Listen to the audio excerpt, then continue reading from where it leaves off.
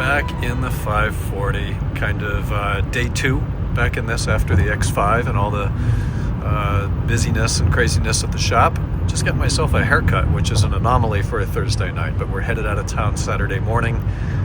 The day before that, tomorrow, Friday, is always going to be crazy, so we got it done today. It's 6:55. We've got a Laker game at 7:30. I'm going to swing by In-N-Out on the way home, pick up some delicious, healthy dinner. And today was a pretty productive day at E39 Source. We finished an inspection on the steel blue 530, got that delivered to the customer.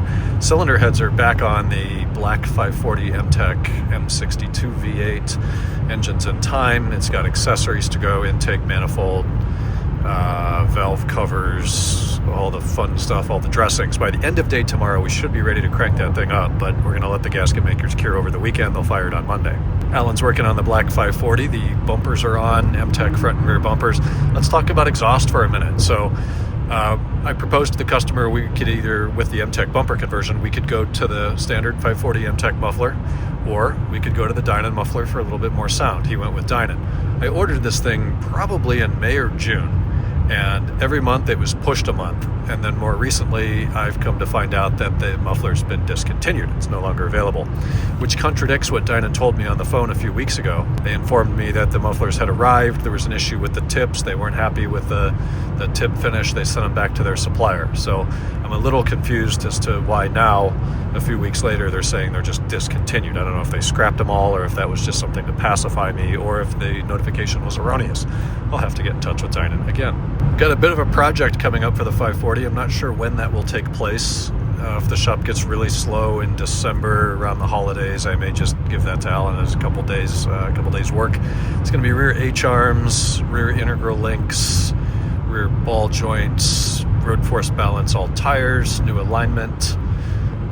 What am I missing? Front sway bar bushings. You can't buy the factory ones anymore, so I went with the Power Flex. They're poly, which I'm not super wild about, but they do a heritage version, which are black and look factory. They're not freaking yellow or purple. I don't really want that stuff on this car. Parking brake cable grommets, differential bushings, differential reseal, differential fluid change. That's the rest of the scope there. Drive shaft will be out. I don't anticipate any drive shaft needs there. That was all done at 119,023, I believe, was the mileage I acquired the car with. So we shouldn't need any of that stuff again in 14,000 miles.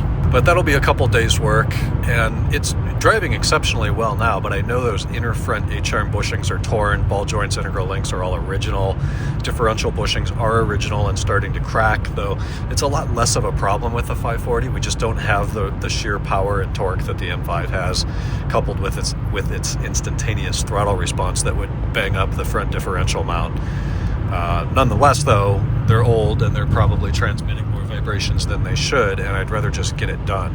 After that will mean every single suspension component on the car has been refreshed in the last couple of years. The only ones that I haven't done after this will be the center tie rod and idler/pitman arm. They were done under the previous owner and look absolutely fine.